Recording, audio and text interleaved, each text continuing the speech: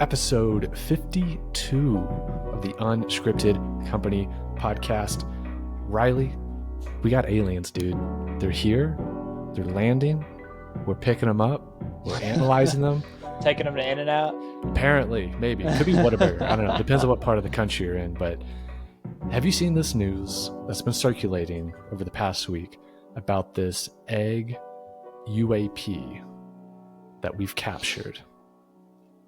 I'll be honest, I have not. Up until you messaged me about it and told me about it earlier, I have not heard anything about any aliens since we actually even last talked about it. What was it, like a month and a half ago? Something like that? Much longer than that, I think, because I think if we look back at it, episode maybe 2 or 3, I know I kind of did this like clunky PowerPoint presentation about the program, which whatever we want to label that, it used to be Project Blue Book.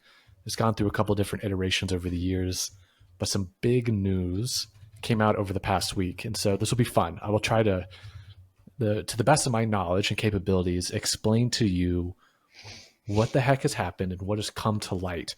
It's kind of groundbreaking.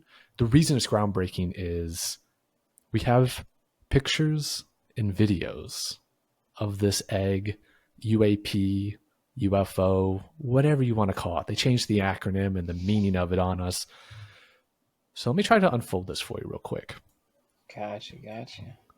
So I'm addicted to Twitter. We all know this. I browse it quite frequently. So I'm usually pretty up to date on what's happening in the world around us. The other day I'm scrolling through and I start seeing all of these posts about this egg UAP. Now, for those of you who don't know, a UAP is an unidentified aerial phenomenon. I think they've technically changed the definition of what a UAP is in terms of that acronym, but that's what it typically has been over the years. It's the new way of saying a UFO, because a UFO, there's so much stigma around it and nonsense. But I was scrolling through and I kept seeing these images pop up and I was like, hang on a minute. This is very interesting. And then I came across this. And I'll kind of dive into what the heck we're looking at here is, but look at this image. There's an image of this like egg UAP, and there's what appears to be potentially some hieroglyphs on it. And I'm like, hold up.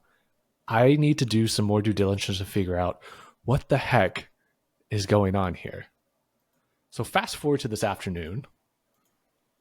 I went down quite a bit of a rabbit hole, and I want to share this rabbit hole with you. So last week, News Nation, a news outlet, fairly reputable news outlet, had a exclusive. They had a whistleblower come out and reveal to the world that our country has a UAP retrieval program. And not only that, the video of the retrieval has been shared and released for the world to see. And apparently, there's even more video evidence and images soon to be released. So there's even more on the way. Before we get into this, let me ask you a question first. Yeah. Do you think that, actually I'm going to ask you 2 questions.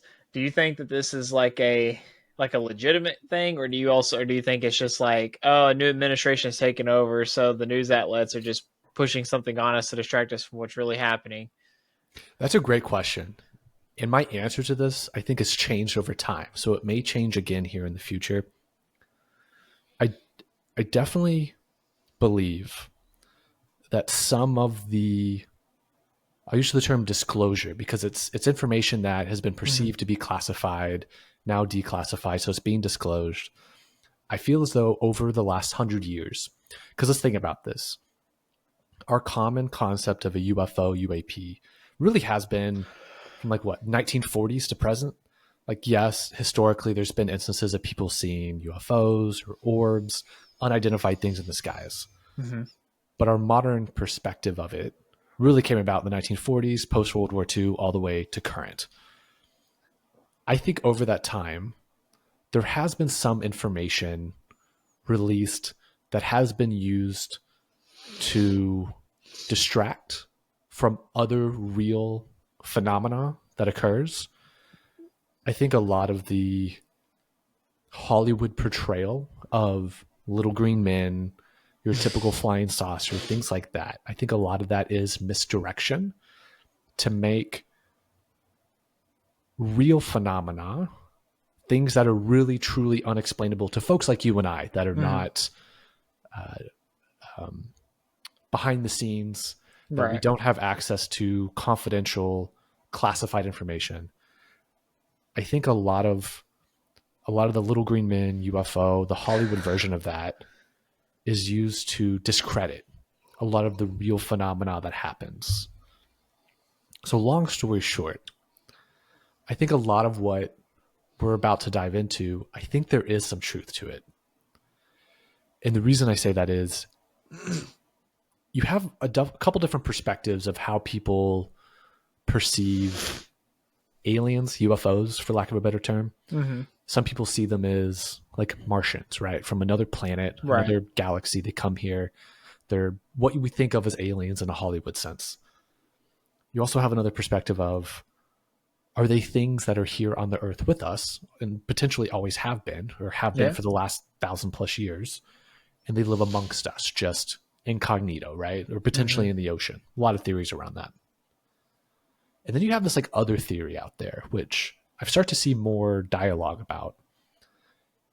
And it's the one that kind of fascinates me the most, but also kind of terrifies me in a way as well, to where some of this has to do with what you and I would perceive as religious undertones of angelic and demonic Right. entities, beings. And the gentleman, his name's Jacob Barber, who's the one that came out and is the whistleblower. He alludes to some of that as well. And you have folks like Tucker Carlson, he's the Right. former host at Fox News. He worked at, I think back in the day, he worked at MSNBC for a short period of time. I think so, yeah. Yeah.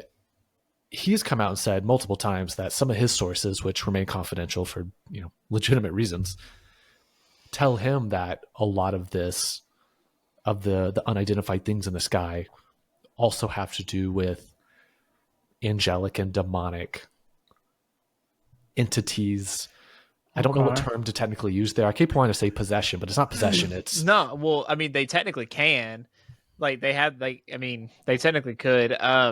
like this guy, and I'll let you say what you're going to say, but like a quick example, the guy we're about to talk about says that this egg, whatever that is it could be biological, may not be biological. We don't know if there's anything in the egg. A lot of unknowns there, but he says when he went to go collect it, because I'll explain what I mean by that, it communicated with him, like in his mind, the way that like a conscious, like your inner monologue would would have a dialogue with you. Okay. Yeah. See, now, there's going to definitely be some stuff that I want to bring up about that as far as the spiritual side of things.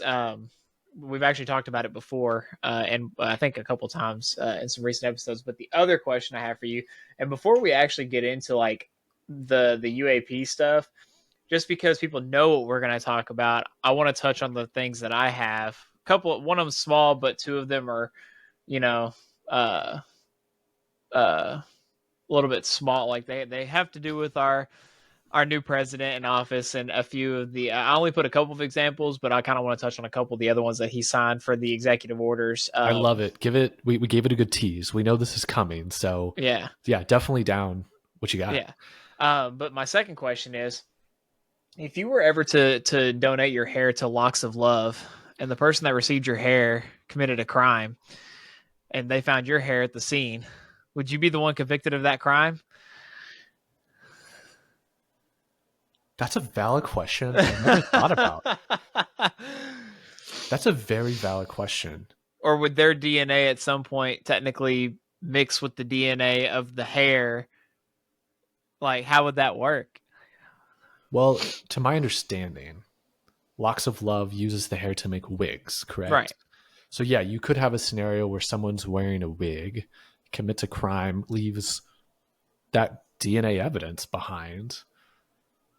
Oh, I gotta ask my wife this question because she's so obsessed with Forensic Files, that TV show, and like other, murder mystery stuff. But I've watched Forensic Files with her quite frequently, and it's fascinating what they can do with just little droplets of DNA here and there, especially now that we know what we know about crime scenes and what needs to be preserved, Mm-hmm. and how deep we can dig into it. I'm sure there has to have been an instance where someone was wearing a wig of real human hair and that human hair was left behind. My assumption is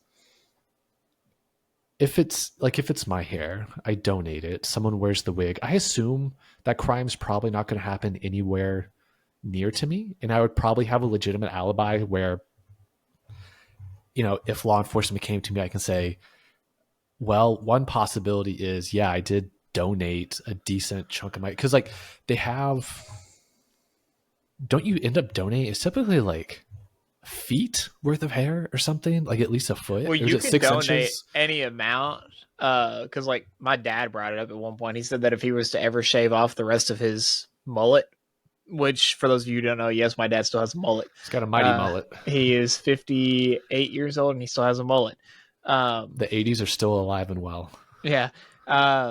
That if he was to ever shave it or cut it off, he would donate it to that. So like that's probably like a good 8 to 10 inches, something like that. And they can make more with what you give them. Like that's the whole purpose of it, is like they are able to use it to make what they need to make for it, to shape it how they need to. But yeah, I just figured I'd ask that question. I know we talked about having a random question, so I'm always on the search for some random stuff, and I'm like, No, that's a I'll valid propose point. I kind yeah. of forgot that was like a thing. So for those listening, like we're experimenting with the idea of like per episode having some kind of wild question in this case where it's like it makes you think, if you donated your hair and someone committed a crime with the wig of your hair, like what happens? You Yeah, know? what happens? Um, so yeah, a couple things just to kind of touch on before we get into the UAP stuff.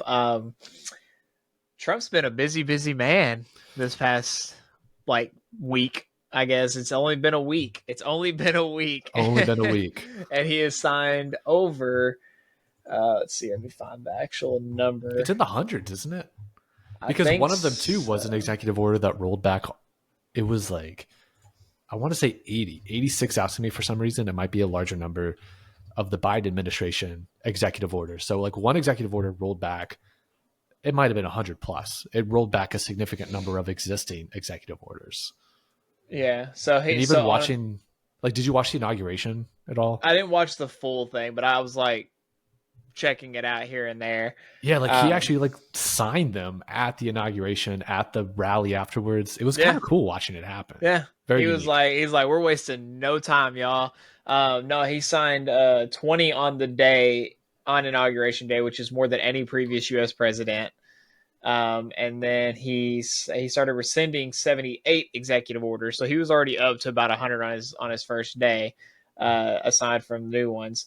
Um, oh wow, yeah. So his predecessors, and this only goes back to 2001. So George W. Bush, he signed 0 executive orders on either day that he was inaugurated. Obama only signed 2. Trump signed 1 on his first presidency. Joe Biden signed 9, and Donald Trump signed 26 on his first day. And then as of January 22nd, he had 28 signed. But he's already probably on the cusp of breaking the 220, because he signed 220 during his total presidency, and he's already probably on the cusp of breaking that. But no, for those of you who've been keeping up, he signed uh, on the first day. He signed 6 executive orders on immigration. So the border crisis, physical entry of aliens engaged in invasion, protecting the United States from foreign terrorists, securing the borders, like all of it border related. I don't know if you've been keeping up with it, but apparently ICE has been kind of just going around places and just, from what I've heard, and again, this is social media talking, not me, and so take it with a grain of salt, but apparently ICE has just like, they see that you look foreign and you're gone. Like they don't even care. They don't even ask questions. They just pick you up, and they take you back. They have a lot of sources to understand who some of these people are. Because you have to remember, some people, they get arrested for certain things. And so they get Right. booked. And Yeah. there's like an address on file. They know Yeah. that they're not technically citizens. And So they do their research prior to, I but some people have saw been Dr. getting more. Phil and Tom Homan, who Tom Homan is the new immigration czar, Mm-hmm. basically. And Dr. Phil were going around Chicago earlier. I think it was today. It might have been yesterday. And Dr. Phil's like TV crew were filming it. And so they had the exclusive, like you could download, because Dr. Phil has a new uh, media studio over in Roanoke, Okay. Texas, where, yeah, like I don't know if you knew that, but he, like the Dr. Phil show, that concept, he created his own like studio in Roanoke, similar to how Tyler Perry has his own mega studio. Dr. Okay. Phil's doing that for like TV. So Dr. Phil has his own cable channel now. And there's like an app with it. I forget what he calls it. It's like a one word name, but Dr. Hmm. Phil's gotten very political with certain things. Yeah. And then did you see today what happened with the plane that was headed to Colombia? I think I sent you. Yeah, yeah. You sent me some stuff on it, and then I got a notification after that regarding like an update for that. So Yeah, so basically they had a plane of I guess people that were illegal immigrants that had committed crimes, and they were sending them back to Colombia. And a segment of the Colombian government basically told the plane coming from the U.S., "You're not allowed to land here." And so they were like, "Okay." And so Trump went on Truth Social and made a post. I'm sure he did some other stuff behind the scenes in the White House, where he mm-hmm. basically said, "Well, if you're not going to let the plane land here, immediately we are going to enact a 25% tariff on Right. all goods coming from Colombia. And if this isn't resolved by 1 week, that 25% tariff will increase to 50%. And then apparently within less than an hour, might have been about an hour, the president of Colombia said, "You can use my plane to make this happen." So I'm trying to see if I can find it. Oh, right here. This is exactly what I was looking for because this is the one that I got the notification for. So about how long ago was this? 5-ish hours ago. So the Colombian president announces that if there will be tariffs on Colombian goods, because that was also too what the whole ordeal was about, that if he didn't allow that plane to land there, he was going to just throw some tariffs on them and then make them pay and everything like that. Said that he will add a 50% tariff on U.S. goods. So it means any U.S. goods that come into there, we get taxed on those. And it says he will not give in to retaliation. Here's a very narrow-minded thought, kind of a dark joke as well. I don't know what products impact my daily life out of Colombia. Like, I know cocaine comes out of there, right? But like, what else? I know there's a lot of oil, right? Do they have oil that comes out of there? I'm not sure if I'm being honest. I'm not sure. I would say look up and see what goods we get from Let's Colombia. see here: petroleum, coal, coffee. Oh, coffee makes sense. Colombian coffee beans. That totally makes I sense. drink Black Rifle. Mine's manufactured in the U.S., sir. No, Thank you. it's manufactured in the U.S. U.S. doesn't produce that much coffee. Like the actual coffee bean itself, like the Oh, vast okay. majority, it's import. Some of it may come from Hawaii, but the vast majority is coming from South America or in Central America. Well, we need to So change that. I think Black Rifle Coffee probably for sure gets their stuff from Colombia. Let's see here. Black Rifle Coffee bean source. Colombia Oh, and yeah. Brazil. What Yeah. else it says too? They get it from Kenya, Vietnam, Hawaii. So I mean that's yeah. Okay, Yeah. that But makes Colombia's huge when sense. it comes to coffee. I totally space on Yeah. that. Um. Flowers, pre-cut flowers apparently come from Yeah. Colombia. Um. But yeah. So that was interesting. With that. So stay tuned for next week on Unscripted Company where we come in with an update on that because the mass deportations have already started taking place and we're sending people back to where they came from. And I don't want to say that in a bad way, but it's like again, if you come over here illegally, like, what do you get? Like, at some point, y'all knew that this was probably going to happen. Like, y'all had, like, there was at some point. Um, he signed 14 executive orders for the federal government, reforming the federal hiring process and restoring merit to government services, ending radical and wasteful government DEI programs, um, establishing the Department of Government Efficiency. There's just a couple of examples. clarifying the military's role in protecting the territorial integrity of the United States. That was a big one because it kind of, didn't feel that way for a while. Withdrawing the U.S. from the WHO, that was a big one because I remember we got put back in. That was a big one, which, again, not that I have anything against like us working with other countries for the betterment of mankind, but at the same time, we've been doing so much for other countries that our country has suffered significantly in the past 4 years.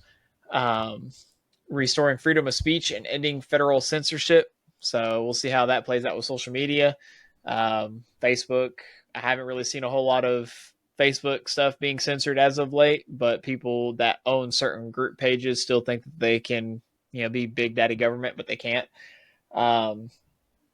They also signed he also signed four crime executive orders. So, designating cartels and other organizations as forced terrorist organizations, restoring the death penalty and protecting public safety, holding former government officials accountable for election interference. So there's probably going to be some stuff that's going to be coming up about that as well. Again, this is just a few of them, but like there's a website here. If you really want to dive a little bit deeper, it actually goes into detail on every single one of that. You can just click on whichever one you want to look into, and it goes by the day of what he signed. So Oh, that's kind of cool. I appreciate that it gives it like it's in chronological order. yeah. So it goes by the very first ones and then all the way up until the 23rd. So I don't know how many total, but these are all of them so far, I'm pretty sure. But there's more still to come. A lot of these were just reversal ones. One of the biggest ones, you see it there in the top left of your screen. Yeah. Declassifying records concerning the assassinations of I saw President that. John F. Kennedy, Senator Robert F. Kennedy, and the Reverend Dr. Martin Luther King Yep. Jr. That'll be big when that actually hits. Yep. So definitely stay tuned for that because we're probably gonna, if as stuff unfolds, we'll have information for you guys. I thought it was also kind of interesting too how Inauguration Day was on MLK Day, but not a lot of people talked about that. They only talked about the Inauguration Day, so some people were a little upset about that, which rightfully so. I mean, I get it; it is still a national holiday. I think it's just the way the Roman calendar lines up because I think Inauguration Day is always on. It's like the third. I forget the law. It's like the third Monday of January or something, and MLK Day is always on that day. So it's yeah. It's just the way the cookie crumbles. But yeah, so there's that. I mean, there were a couple other executive orders that they didn't mention on there, but he signed an executive order that only recognizes the two sexes. So like, but a lot of people were like, oh, he said two sexes, not genders. So people have been upset about that. But again, y'all have your beliefs. I have my beliefs, whatever the case may be. I just thought it was interesting though, because like he went straight for the like the kill shot almost. Like he was like, y'all are no more gonna be doing this. Like you need to chill out. And so we'll see how that plays out. Again, he's only got 4 years to do this, so whatever's gonna happen in this 4 years, if everything switches back around to the opposite side again in 4 years, then all this is just gonna be reversed again anyways. So pick your poison. But it really just depends on where our country's at that time too. If our country's in a much better place, where I can afford to buy groceries and I spend $150 a week and only spend $75 instead, that'd be like, I'd like that every day of my life. I hate how normalized that's become. Like the sticker shock doesn't surprise me anymore. Like it's still painful, but it doesn't surprise me. It's more of like, okay, it's going to be 100 and what? Like in my brain, it's not like, oh yeah, this is gonna be $64. It's like, no, it's 100 and what? Dude, every time I go shop at Winco, man, I'm just like I'm calculating it in my mind based on what I'm getting, and then I know that whatever protein I buy, chicken, beef, whatever, I'm like, okay, so that's another $35 right there alone. So this is gonna be over $100. Just how much over is it going to be? And so it's like very rare do I ever have a grocery bill that's like $75 to $85. And if I do, I don't know why. Like I shouldn't. Like it should always be over 100 most of the time now, which is the new norm. So, but yeah. So there was that. The only other one another one that he signed was targeting abortions and stuff. So we all knew that was also going to come as well. But a lot of it too, I think it was he was giving uh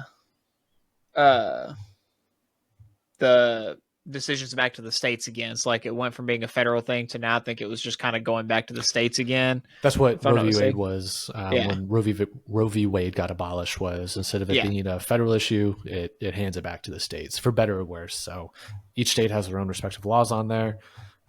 Certainly hotly debated, but Supreme Court did what they did. Yeah.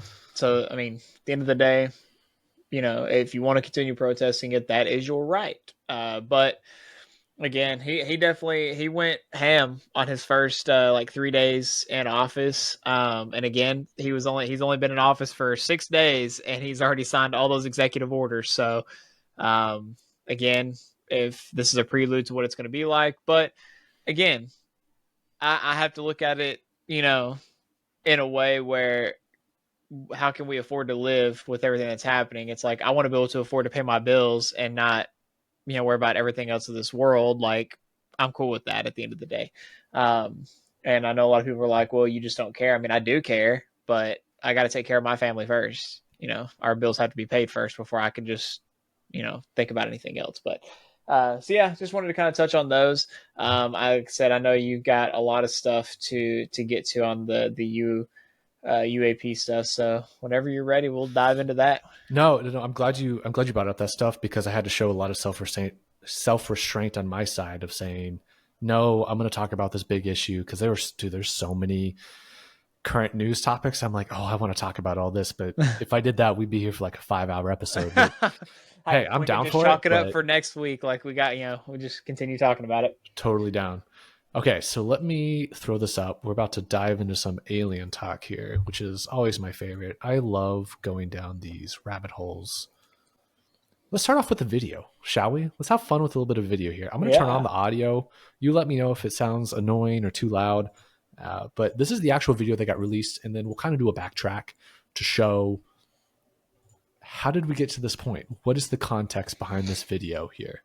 So this is from News Nation. It's a News Nation exclusive. What we're looking at here,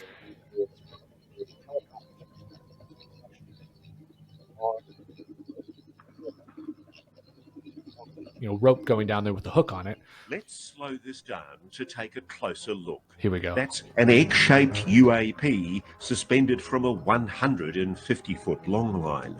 We're told the craft is about 20 feet long. The egg suspended in a cradle. And look how careful the pilot is as they bring their precious cargo into land. This is also in the middle of the Let's night, freeze frame so that's why here it's to look at one of the why it looks clearest like this. images of a UAP ever taken. This is no blurry light in a distant sky. The source of the footage putting themselves at incredible risk to record this UAP retrieval. Look at how perfectly smooth the craft is.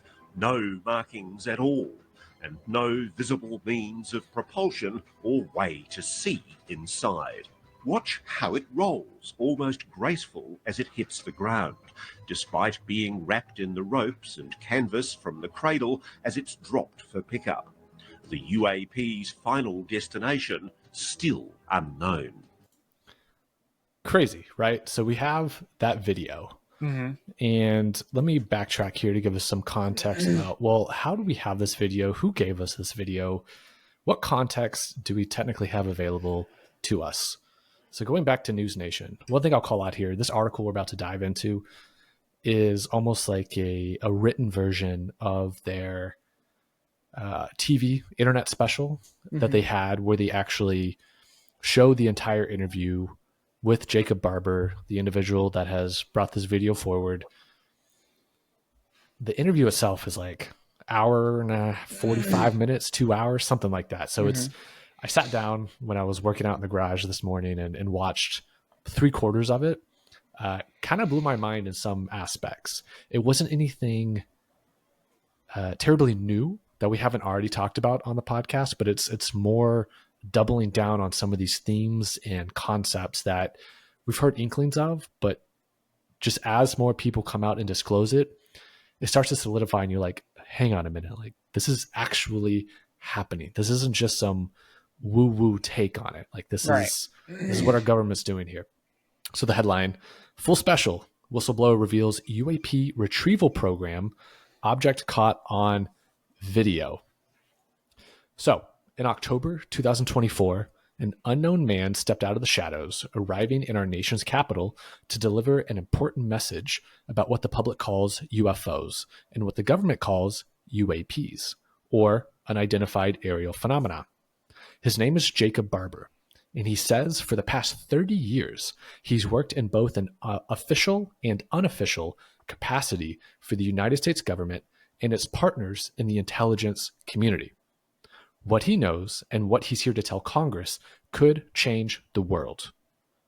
We're in this rare opportunity in human history where it's very clear that we know that there are things flying in the sky that are unexplained and ununderstood. And that's another one of the things that I'm uniquely providing information on, Barber said. Others have alleged there's a secret government UAP retrieval program that's been going on for decades. People like David Grush and Lou Elizondo, they say they've been told about it, they believe it exists, but they weren't a part of it themselves. Barber, however, is different. He says he was part of that covert program that worked with alien spacecraft for years.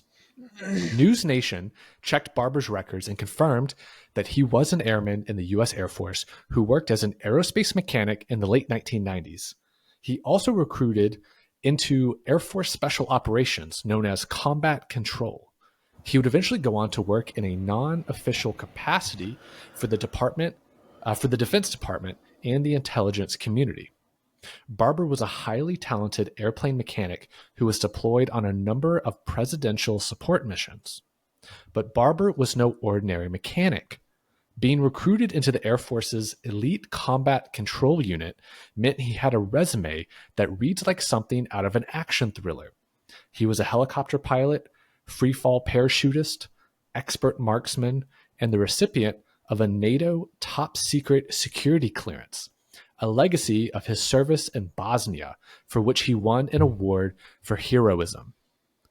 So, in addition to reviewing his official documentation, News Nation spoke with 3 former Special Operations soldiers who corroborated Barber's credentials. One of his most fervent supporters is Colonel John Blitch, a Renaissance warrior who also holds a doctorate in psychology. He was a Delta Force sniper and is one of the few men to hold Doomsday in his hands while commanding a nuclear weapons battalion. Blitch says he believes Barber's claims wholeheartedly and that the U.S. has absolutely recovered UAPs. For Barber, he says everything changed for him around September 11th, 2001. Hashtag never forget. Quote, I left the Air Force and was sent out to California at the time to begin establishing my cover basis as an independent contractor so that I can serve. What was coming down the line next for me was the path which led to the UAP subject, said Barber. He says he was contracted as a helicopter pilot and was part of a team assigned to retrieve crashed aircraft at an undisclosed testing facility in the desert. Quote, a lot of the work we did was on what I call the range, where the U.S. government and its private partners used to test all kinds of things, weapon systems and resilience to weapon systems of certain craft. And so you see a lot of exciting things, said Barber. That's where Barber said he began to see strange things. Quote, it's always interesting out there, he said. Things come in and out of sight. Things disappear for a moment and reappear. Things seem to move very quickly. Things change color. They change shape. Barber said his team recovered, quote, things that were exotic in nature. We know they were classified craft, he said, and we recovered them and took them back to where they go. Quote, just visually looking at the object on the ground, you could tell that it was extraordinary and anomalous. It was not human, he said. Barber said he got his first glimpse of not human pretty quickly.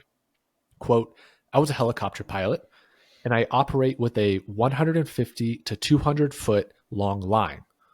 So I got within 150 feet of this object, he said.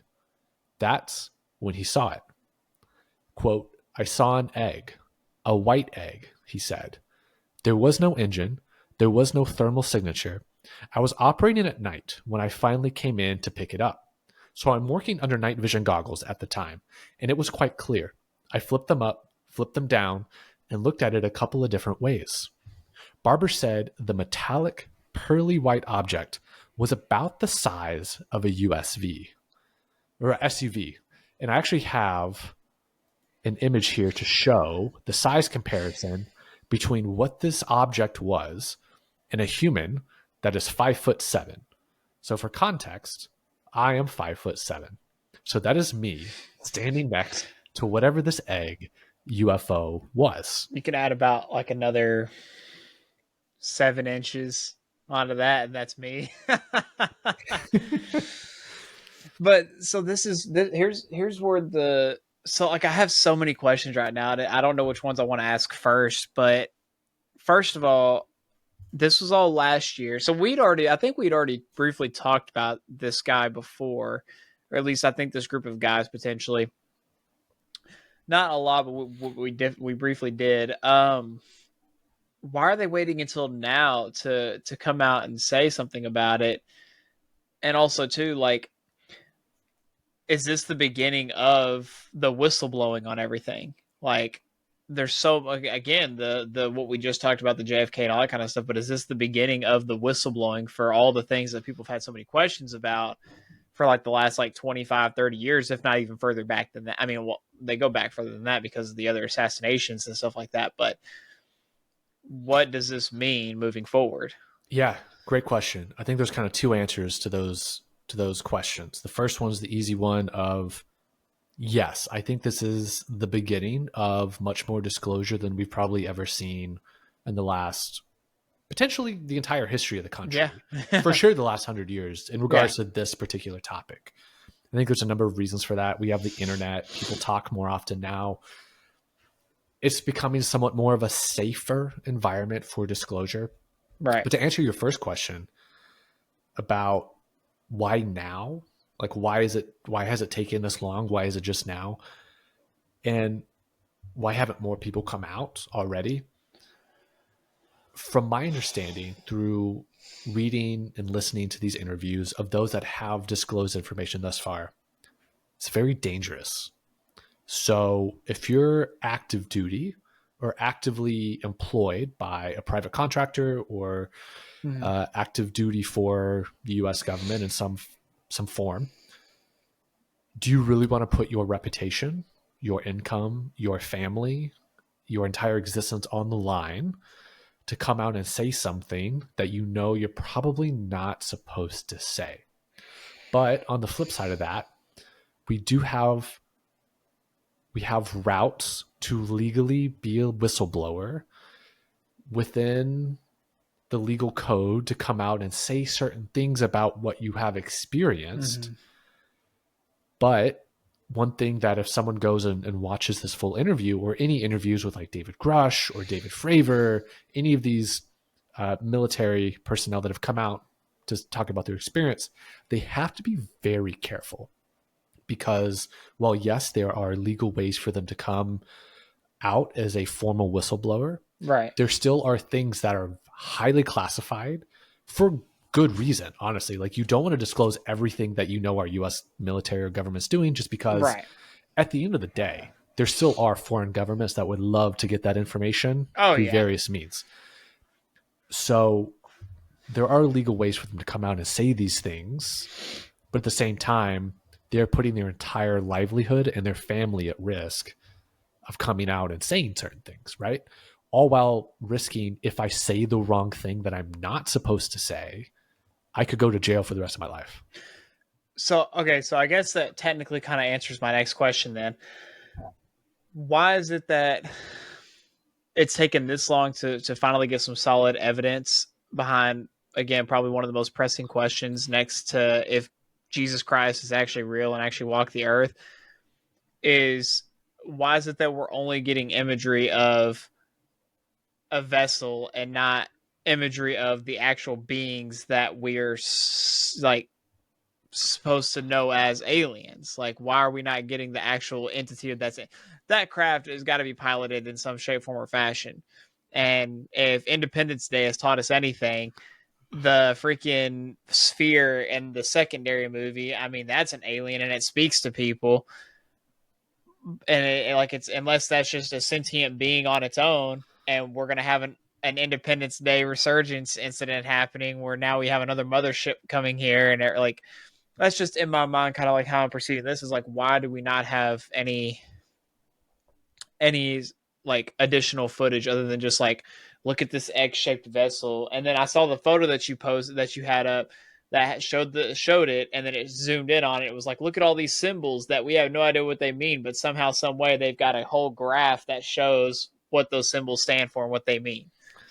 So, a couple answers here. The first one, which I think is kind of hilarious, and we all need to stop and really reflect on this for a moment, is the more that gets disclosed about what we may or may not know about UAPs, aliens, for lack of a better term, isn't it very peculiar how it mimics a lot of what we see or have seen in Hollywood? A couple examples here. This is an egg. We don't know what's in the egg, but you and I are too young for this. But there was a sitcom that came out, I think it was in the 90s, it might have been the 80s, with Robin Williams. And it was, I forget the name of it, but he played an alien named Mort, and it was Mort from the planet Orc or something. I might be getting the names wrong, but he came in an egg. He came to Earth in an egg. Mork and Mindy. Yes, that. Do you want to throw that up on the screen real quick? Do you have a 1978? Yeah. So the 70s. So that's one thing that's very interesting, is we have footage of a UAP that is an egg. We don't know what's in the egg technically. It hasn't been disclosed. Who knows if anybody knows? But here we have a sitcom from the 70s that shows an alien that came to Earth in an egg. Now, could have been a fun little coincidence. This is a silly concept. Robin Williams, right. Comedian, who knows? Things like this happen. You brought up Independence Day. That alien communicated through, and correct me if I'm wrong, telepathic, like telekinesis, right? I think it could communicate telepathically, but it also actually spoke out. Okay. So that's another thing that people experience, is these things can communicate without actually having to physically speak to you. They can speak basically into your inner monologue or your brain, right, to have that back and forth communication. It makes you wonder a little bit if, there's the whole conspiracy of Hollywood, certain aspects of Hollywood puts ideas into society to normalize them in a certain way to get people up to speed on what could be coming, in a sense. So you have that. The other part of your question was, why don't we have more footage? Why don't we have more information on all this? Kind of a two-part answer. First one is, we do have a ton more footage. Right. There's a ton of footage of UAPs flying around, things that truly are unexplainable. Like, have you ever seen the footage of like the jellyfish UFO that went across a military base in Iraq? That was basically like, it turned itself invisible and nobody could see it. Let me see if I can pull it up real quick. Jellyfish, UFO, Iraq. I was about to.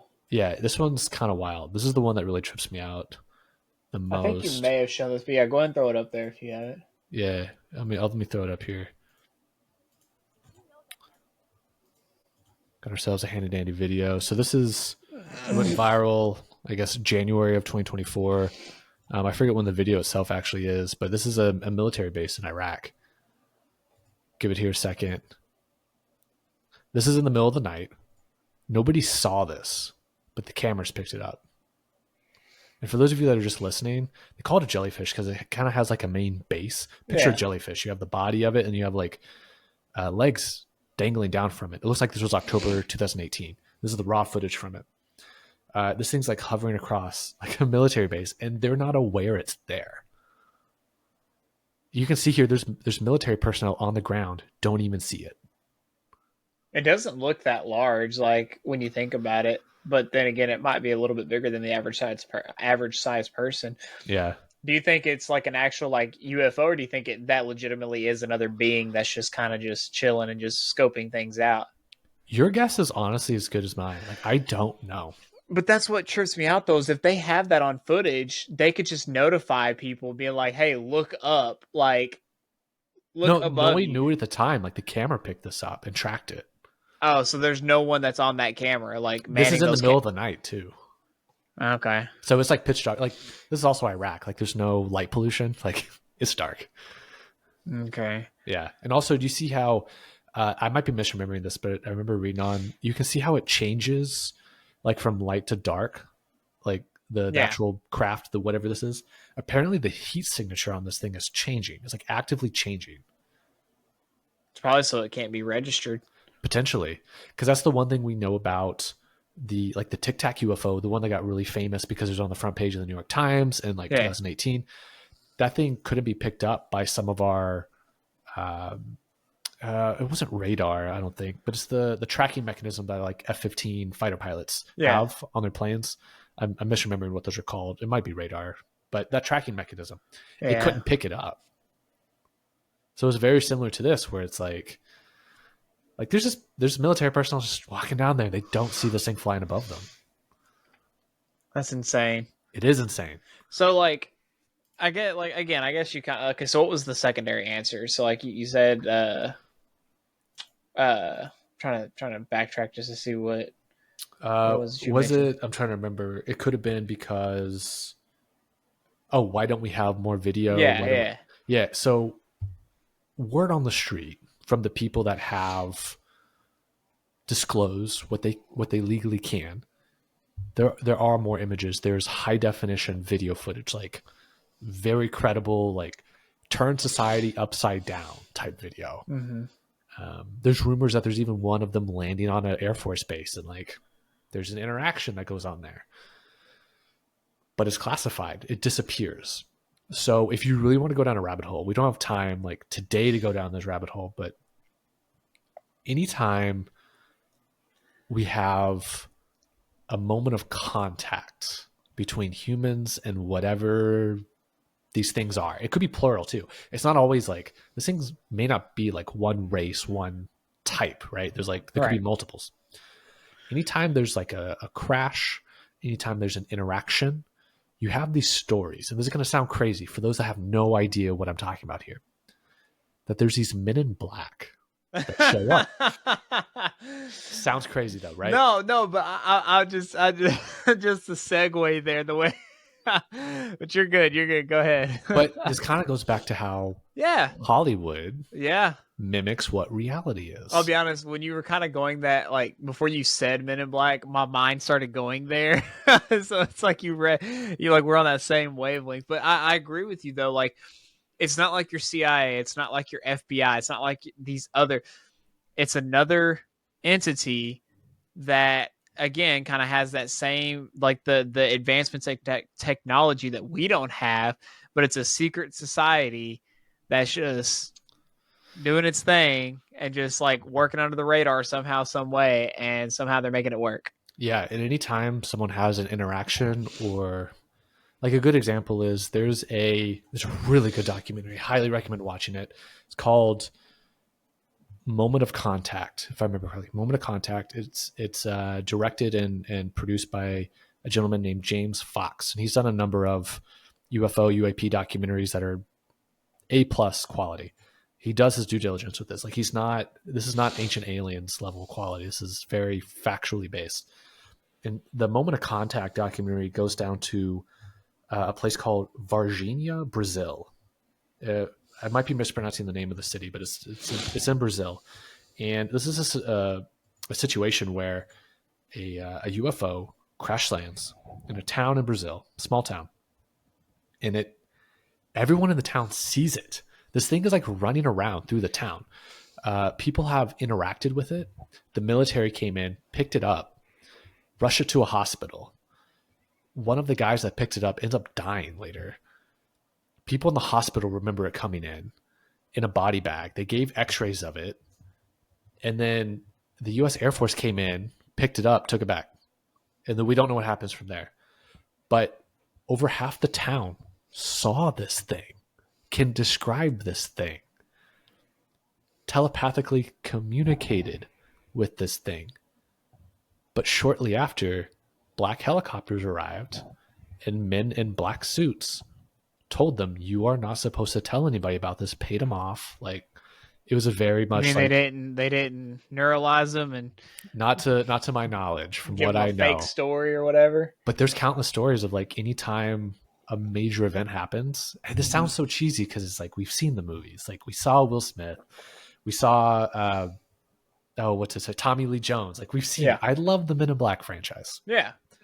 But apparently, there's like a real thing. Black helicopters show up, men in black suits show up, and they say, if you say anything, like your family's in danger. You know, like it's kind of a wink, wink, nudge, nudge. You say something. How would they know though? Like if you like go home and you're just like, let's say like if me and you found, like if I found out about something and I'm like, oh, I got to tell JK about this. First off, I wouldn't tell you on here. I'd drive down to Austin. I'd be like, hey JK, this is, and I whisper that in your ear. There ain't no way they're hearing that. Yeah, no, there's definitely instances of that for sure, where it's undocumented. But this is more like scenarios where the Brazilian military got reports. They came in, they collected. This is also a whole other side topic, but like the U.S. government has agreements with other countries to say like, hey, if you recover any of this, you call us and we take care of it, sort of a thing. It's like a handshake of like, we're the ones that facilitate this for you. Now that can also be a, like, we want to be on their side and have their technology too. Like it's all a technology based thing too. I feel like when you look at it, because I mean, if we study them and study their technology, then that's just further technological advancements for us rather than other countries. But I feel like other countries are just so scared of it that they don't even want to deal with it anyway. So they're like, you know what, cool, that's fine. You can have it, take it. We don't want anything to do with it. Another thing you kind of mentioned too briefly, unless you have anything else on that particular aspect of it. The only other thing that I could that I wanted to touch on with it, we talked about the spiritual aspect, the angelic and the demonic side of things, kind of looking into it. For those of you who don't, know a lot about it, understand a lot about it, I want to pull something up for y'all. And while you do that, just to fill the time here, I'll tease where I'm going to go with this next. Very much in line with what you're about to say is Barber, the guy we're talking about from that article in the disclosure. He says these things can be summoned. Yeah, and we have a team of individuals. Did you ever see the movie or read the book Men Who Stare at Goats? It had George Clooney and that sounds familiar. Yeah, so it's a story, somewhat factual, somewhat satirized, I guess, of the I think it was the US Army or the CIA back in the 70s having a team of psychonauts, basically, psychic individuals who could remote view certain parts of the world and things like that, because the military has always had a fascination with like remote viewing and psychic abilities, things like that. I'm not sure if you're like aware of this, but we're still doing this, and apparently they can summon things. I'll read the article here, but you go first because I think it all kind of ties into each other. Hold on, I'm just trying to find. Let's see here. I'm just trying to. If you want to go ahead and just. Yeah, for sure. I'll read this short little section while you pull that up and get that ready. But I skipped down a little bit farther on the article for those following along. In the interview, Barber talks about these psionics. And I'll just read from the article. It says, Barber said his mission that night came from no accidental crash.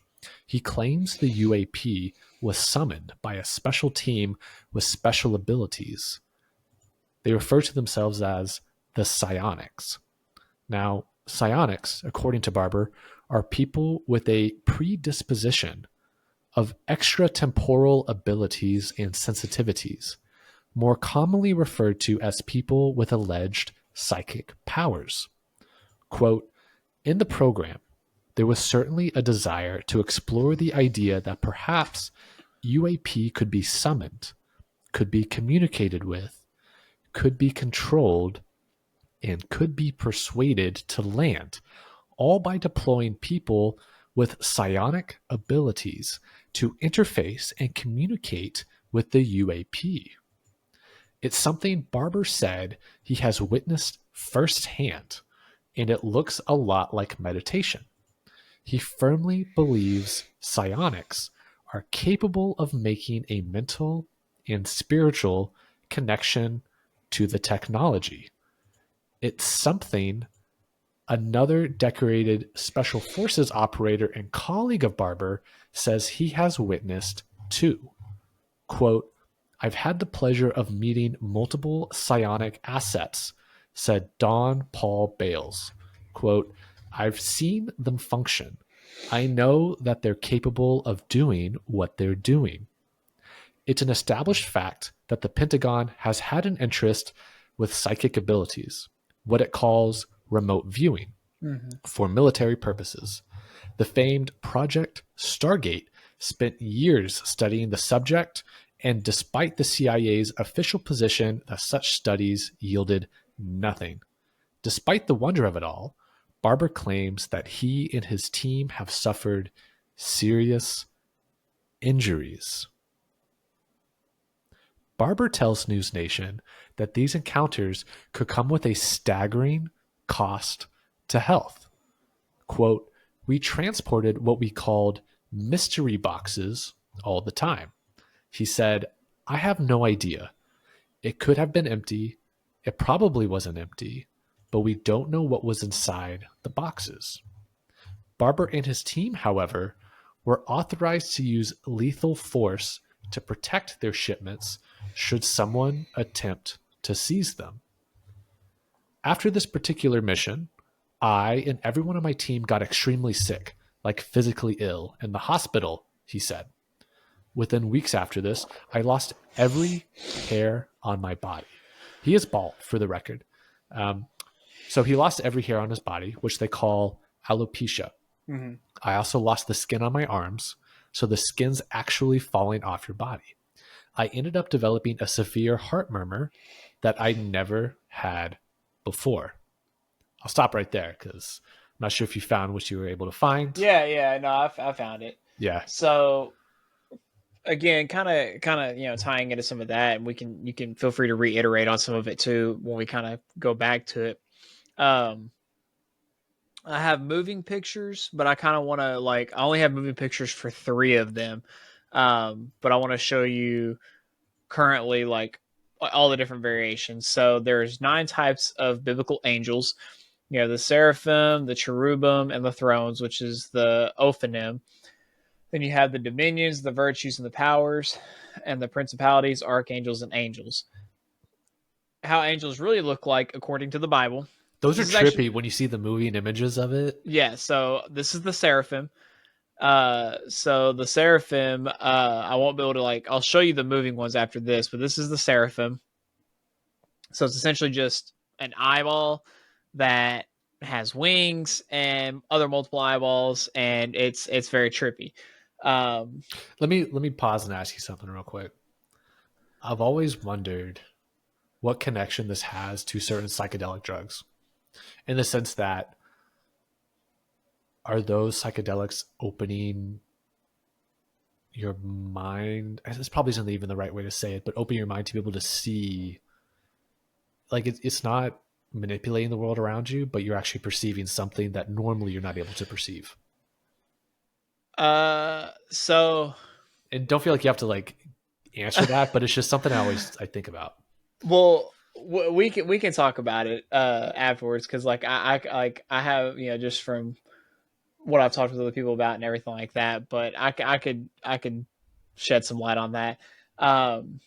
So the translation of seraphim means the burning ones. So again, these are the ones that exist directly next to God's throne. These are the ones that, God sees everything, but he also probably uses these to also see everything else that's going on around. Two wings cover their face, two wings protect their feet, and the other two wings fly. So that's what they have here. So again, they probably just don't have the physical body on this one. The um, cherubim is essentially like a three, or was it a four-headed entity that's pretty much just made up of wings, and it's got the four heads: the bull, the eagle, the skull, and the goat, I think is what that one is, as you can kind of see on the other one. They manage celestial records and have access to God's wisdom. They are dispatched to Earth with significant missions, such as removing humanity from the Garden of Eden. Most well described. Is also the worst interpreted throughout history. It describes them as living creatures, but they later revealed in chapter 10 as cherubim. So they might seem like living beings here, but they're actually different.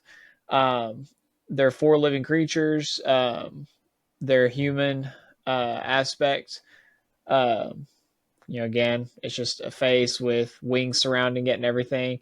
And each had four faces and four wings. Their legs were straight, and the soles of their feet were like that of a calf's foot.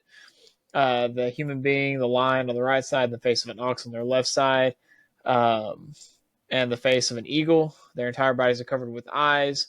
So again, kind of like, honestly, if you were to combine all of these, you probably get the best, but like accurate. The thrones, these are pretty trippy. They have the weirdest appearance because they appear as great glowing wheels covered with many eyes.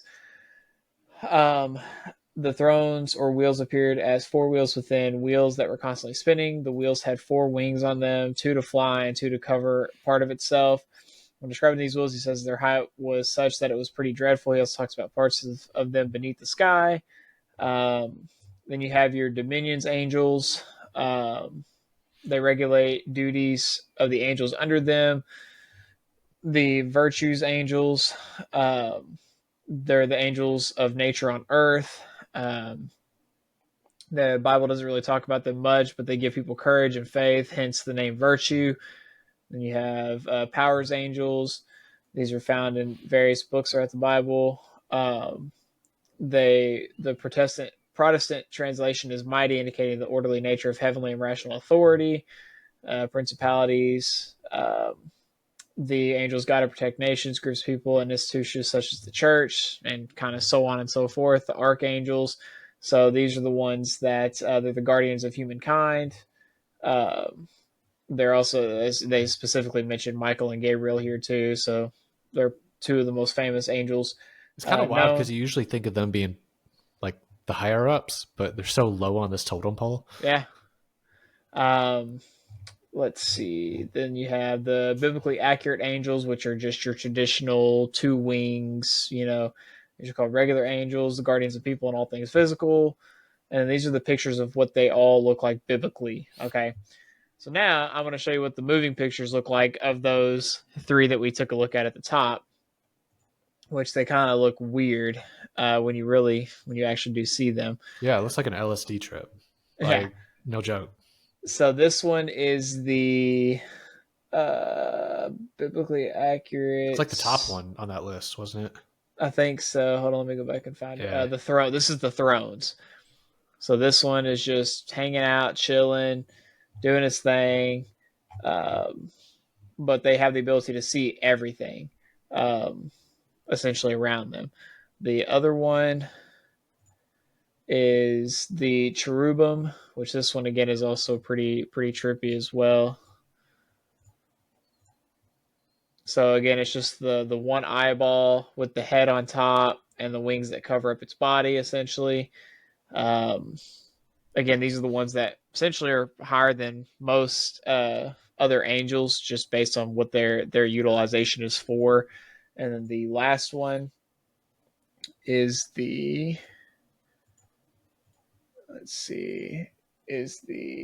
the Seraphim. Yeah, this is the Seraphim. So yeah, it's got the eyeballs and the wings and stuff, and yeah, it's pretty trippy. Like it's for what it is. We've talked about these before. We've shown these before, but just kind of just for some reiteration here, based on what you just read off, and just kind of the biblical representation of certain things. That what if the quote unquote aliens? They're not aliens, but they're biblically, you know, interpreted beings that are actually trying to make that first contact with us because we truly are going into the last days. You know, again, I don't know. Yeah. There's a lot of interesting theories that take so much time to really dig into. Mm-hmm. Like an easy one to probably explain would be, you know, regardless of if they're from here, from somewhere else, we really started to see them, or at least stories popped up of us experiencing their presence shortly after, you know, we rolled out the atomic bomb and nuclear weapons afterwards. And so the whole idea is they're like, hey, what are these monkeys doing? We don't want them to blow up and ruin this planet. Let's stop it. Because there's also stories of these UAPs, UFOs hovering over nuclear missile silos and deactivating them, turning them on, turning them off, things like that. Both Right. the US has stories like this. Russia has stories like this. None of this is like unique to the United States. So it's definitely happened before. Now, one thing that happened since that News Nation story came out, we had some more disclosure on a 4chan message thread. So Antarctica. yes. So what's really interesting is apparently we had an egg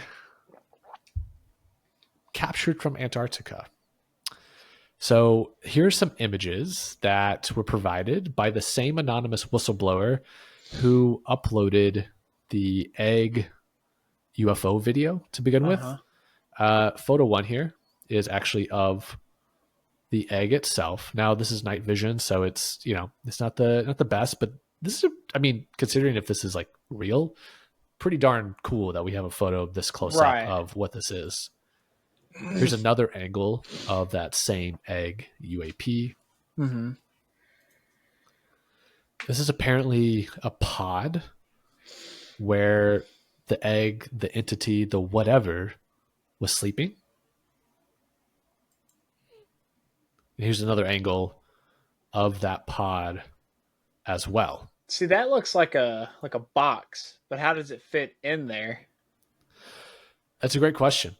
I don't know. The whole other thing is like, is there a thing in the pod, in the egg itself? That's true, yeah. So let me give you some more context here as well.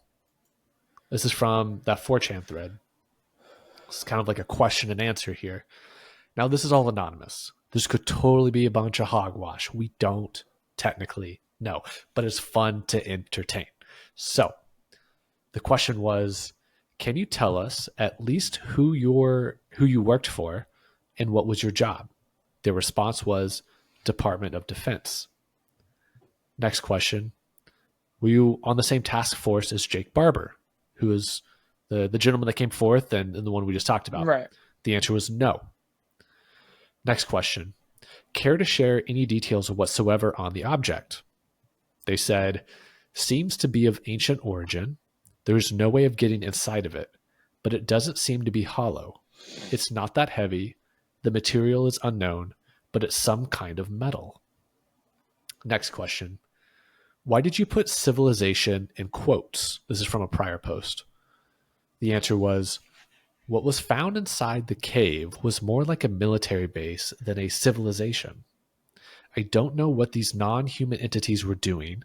The place was abandoned. Now remember, they're talking about Antarctica here. Mm-hmm. Next question. If you didn't record, who did? And their answer was the UN Office for Outer Space Affairs. The next question. What were you doing in Antarctica in November of 2022? They said, retrieving an ancient artifact or technology. We found a live, non-human, sentient being with a coffin-like pod, which we saw in the photo. Mm-hmm. It doesn't use cryogenics, but it has kept the entity alive. How did its voice sound? According to the astrobiologist I spoke with, the voice sounds like your own. It's very strange. He basically said, it sounds like when you're thinking a monologue, so like a voice inside your head. The next question, can you let us know anything else? He said, many things. 1, he was born here 700 years ago. 2, he says the closer we got to understand God was the Corpus Hermeticum, which I need to Google that to figure out. I don't know the context there. I got it pulled up here if you Cool. want to. Number 3, he considers us selfish and childish. 4, he says we were happier during his time.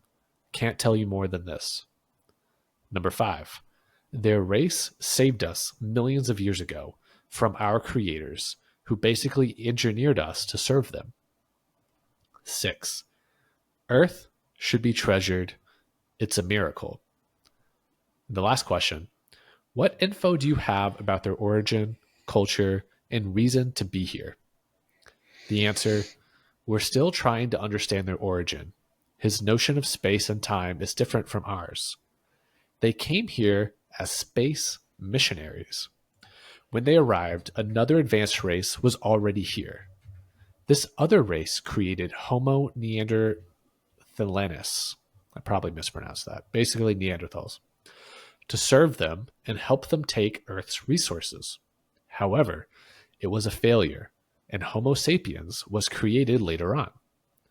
When the space missionaries arrived, they entered into a war with the other race to save us. Since then, they have been protecting us. In fact, back in 1975, they stopped a nuclear war. The other race, according to the entity, represents what we could become if we don't change. Advanced oppressors with no spirituality to guide us. Their last conflict here on Earth occurred in 1561 during the celestial phenomenon over Nuremberg. So I'm going to turn it back to you because you said you had something about one of the part 2. He says the closer we got to understand God was the Corpus Hermeticum. Yeah. So, what is that? The Corpus Hermeticum is a collection of 17 Greek writings whose authorship is traditionally attributed to the legendary Hellenistic figure Hermes. Here, I'll just pull it up just so people can kind of read along with it. Trismegistus, a syncretic combination of the Greek god Hermes and the Egyptian god Thoth. The treatises were originally written between 100 and 300 CE, but as the collection as known today was first completed by medieval Byzantine editors, it was translated into Latin in the 15th century by the Italian humanist scholars Marsilio Ficino and Lodovico Lazzarelli. Although the Latin word corpus is usually reserved for the entire body of extant writings related to some author's subject, the Corpus Hermeticum contains only a very small selection of extant Hermetic texts, texts related to that. The background, most of the texts are presented in the form of a dialogue. A favorite form of didactic material in classical antiquity. The most well-known treatise in the Corpus Hermeticum, which is... So I consulted ChatGPT real quick. You can leave your screen up for context. Yeah. I just asked it. I was like, hey, can you explain the Corpus Hermeticum to me like I'm dumb?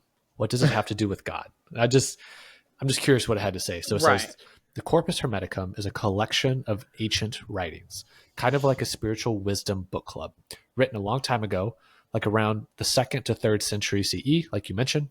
It's connected to the Hermeticism, which is a mix of philosophy, spirituality, and science. So what's in the Corpus Hermeticum? Think of it as conversations between a teacher named Hermes That was weird. I thought I heard a door open, and it freaked me out there for a second. Hello. It's coming for you. It's No, I'm speaking to serious. That was weird. I could hear that in my headphones. That was wild. Okay, that Dude, actually. they're talking to you right now, man. They're Well, I communicating. thought it was my wife for a second. I was going to say hi, but I was like, hold on a second. No door has opened, so I don't know what that was. It says, okay, what? Let me continue on this. I need you to look at the webcam while I look at my screen because something's behind me. I got you, dog. Okay, this is all recording. It says, what is the Corpus Hermeticum? Think of it as conversations between a teacher named Hermes Trismeticus, fancy name, right? And his students or followers.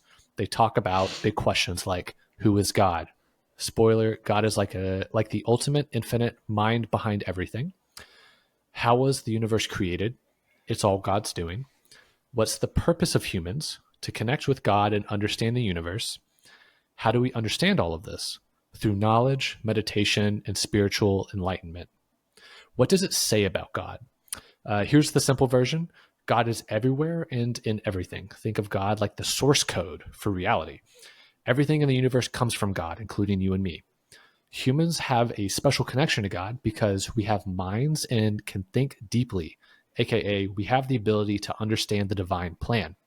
Why is it important? The Corpus Hermeticum was like an ancient how-to guide for understanding the universe, God, and yourself. It influenced a lot of spiritual and philosophical movements over the centuries, like alchemy, mysticism, and even the Renaissance thinkers. In short, it's an ancient book about figuring out God, the universe, and your place in all of it. It's spiritual, deep, and meant to make you think big thoughts about life. That's a pretty darn good description, I feel, based on, I don't know, nothing Better than against. what I was reading off Dude, of. that Wikipedia page is so academic. I was like, give me the SparkNotes version of this. So the other thing that I was curious about that you read in that was the I heard something. It could have no, just. you're good. I don't know what it was. It was the 1561 celestial phenomenon over Nuremberg. Yeah. Feel free to chat GPT this too, because I didn't read over this. So if we need the easier version, but it was printed in April 1561. Describes a mass sighting of celestial phenomenon, illustrated with a woodcut and text by Hans Glaser.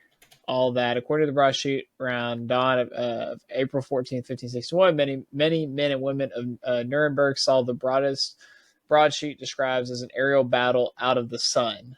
So if you wanted to maybe see what ChatGPT.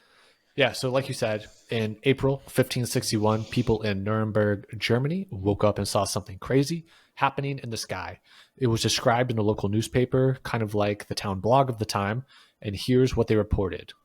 People claim they saw aerial objects in the sky shaped like spheres, cylinders, crosses, and discs. So almost like a flat plate.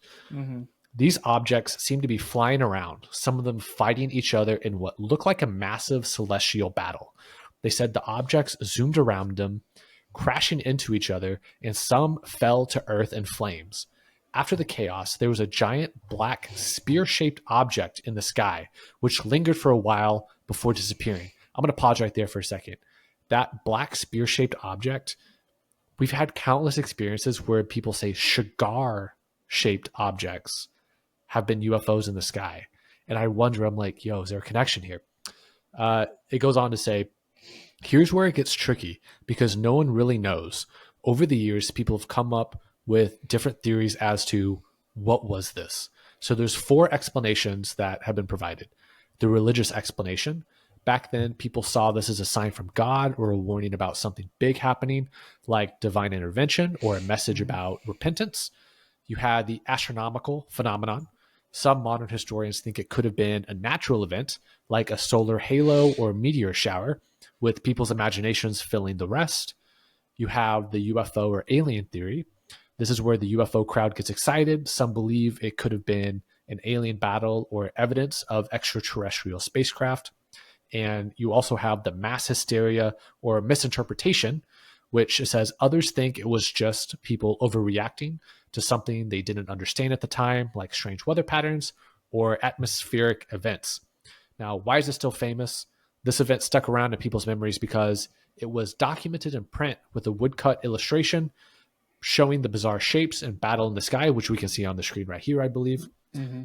It's mysterious and doesn't have a clear explanation, so it's become a favorite topic for UFO enthusiasts and historians alike. In simple terms, it was like a 16th century UFO sighting that people back then couldn't explain, whether it was natural or something else. It left everyone scratching their heads, and we have no idea to this day what the heck happened. Yeah. So I don't know. Like, I just think that some of those questions. So, like, pull up the questions and go back to the one where he was like, any other information, and I just kind of like Yeah, for wrap sure. it up on this. So, can you let us know anything else he said? He was born here 700 years ago. And we would have to do the math on all this to kind of figure this out. He says the closer we got to understand God was the Corpus Hermeticum. So I wonder if that's a typo too. It says, I wonder, like, he says maybe the closest we got instead of the closer. Because there's some typos in here in the questions too. It's 4chan. Like, yeah. He considers us selfish and childish. I mean, if you really think about it, I mean, I'm not saying God considers us that, but God kind of looks at our people like as like that's the whole purpose of why the day of judgment is coming. Like people the way they're acting now. He says we were happier during His time. Well, during the time that God was, Christ was here, God was here, all that kind of stuff. And God's still here, but like just back in those times, I mean, people seem to live a lot simpler, lifestyles. Um, he says their race saved us millions of years ago from our creators who basically engineered us to serve them. So this kind of like there's a mixture of science and religion here because when you look at it from a religious standpoint, the earth isn't millions of years old. Like at least in our time, like to God, yeah, it technically is millions of years, but to us it's only been technically if probably say like what 3,500 years technically. I'd have to. that date keeps going farther back. Tens of thousands, potentially. It's one of those things where the more we discover, the farther back that date gets. So we don't factually know. Yeah, like right now it says like, granted this is the AI overview, but are considered to be around 6,000 years old. But then like when you look at it from scientific, it's billions of years old. So it says Earth should be treasured. It is a miracle, or it's a miracle. To me, it's like hearing all of this. It's like okay, millions of years ago, battles, wars, all this other kind of stuff, and that there was a race that was here that was more advanced than anything. I mean, if you really think about it, historically speaking, when you think about advanced races, I mean, if aliens were in contact with like the Incans and the Mayans and all that kind of stuff, or the city of Atlantis, like we've talked about before, That like wasn't even that long ago, though. That's the thing. We're talking that's still within 1,000 years ago. that's what I'm saying. Like, so like there's so much here that's still like we can't like wrap our head around it in a sense. Because we're a bunch of silly monkeys, basically. Yeah, we are a bunch of silly monkeys. Yeah. Um, but I do think it's interesting though. I do think it's interesting. I think that we're gonna learn more as this all unfolds and develops. I hope we do, unless they get silenced first, which I don't foresee that happening, but who knows? This picture right here, this is why I was like, how are you gonna have these symbols here and know what these symbols mean? Like nobody knows. Like, come on now. So Yeah. but I think it's interesting. I think all of it is like again, it's the whole science versus religion, but it's like if you think about it, technically both of them could be one and the same, because people had to evolve over time. It wasn't just everything that I mean. God is the beginning and the end, but he lets us evolve on our own, and he watches us as we do what we do. So technically, it could be both, but there's just no telling how old everything actually is. So Yeah, that's wild because, like, you got to remember, like, one of the theories is, like, God could be totally hands off, still there, but hands off in terms of what happens, yeah, And it's then a when possibility. he's just like, you know what, like y'all are a bit much right now. He's just like, nah, we're not gonna, we're not doing that. Because I mean, it is a free will thing, but at the same time, like there is going to become a day. But I'm interested to see how this unfolds and develops, because the whole Antarctica thing, and like what blows my mind is I'm finally like, it's, I guess you could say, ecstatic surprise that we actually got underground footage of Antarctica now, of something that's been down there, supposedly been down there, and who knows what else that they're probably studying and probably have found down there that they're not releasing yet. So who knows? Yeah. Man, episode 52 of the Unscripted Company podcast. If you think about it, 52 weeks in a year. It's been a year, buddy. It's been a year. It's been a year. Might as well cap off that year with some wild UAP UFO topic. Mhm. So I'm sure, like you said, we'll hear more about this probably here in the near future. Honestly, Right. but then 2025 is just getting started, so who knows Yep. what else might come. But for those of you out there watching, listening, if you made it to this part, first of all, thank you. Thanks for hanging with us on yet another episode.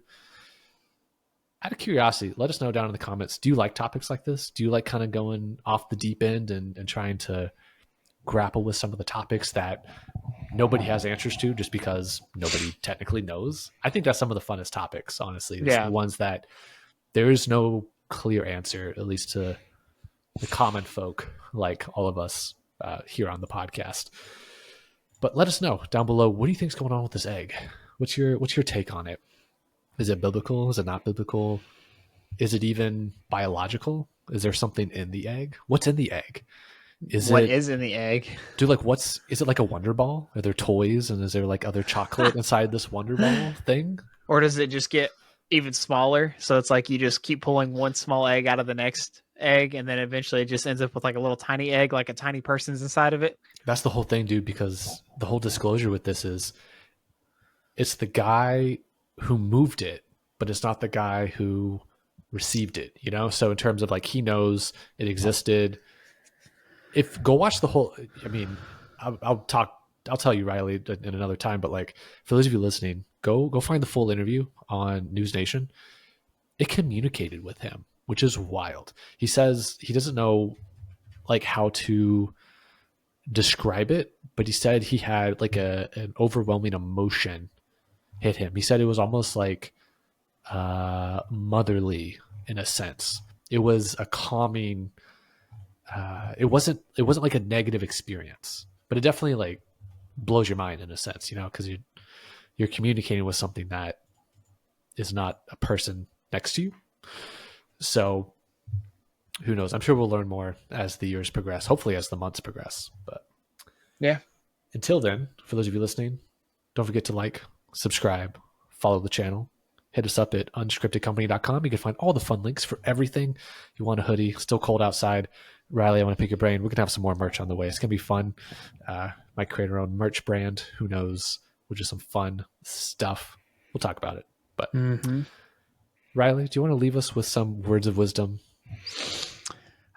Sure. So, words of wisdom. I always get put on the spot with this, but somehow, some way, I always end up making it work. Okay, starting off with the beginning of our episode, what do you think about a lot of the executive orders that Trump has already signed off on? Do y'all think a lot of them are for the betterment of our country? Do you think a lot of them are going to benefit us in a better way, or do you think it's just another way for them to infringe on individual people?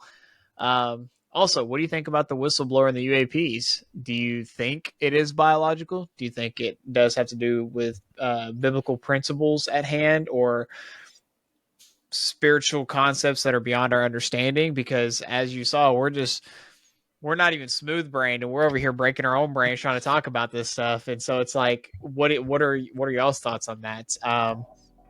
Also, do you think if your hair was found at a crime scene, but it was hair that you donated, do you think you would be the one that would be found at fault? Let us know in the comments. Let us know if you like the questions that we propose at the beginning of these episodes, and we'll see you next week on Unscripted Company.